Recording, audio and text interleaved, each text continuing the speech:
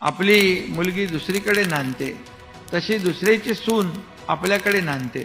म्हणून कुठल्याही परिस्थितीमध्ये जशी लेक लाडकी असते, लाडकी बहीण असते, तशी लाडकी सून देखील या ठिकाणी सगळ्यांनी तसं वातावरण तयार करायला पाहिजे.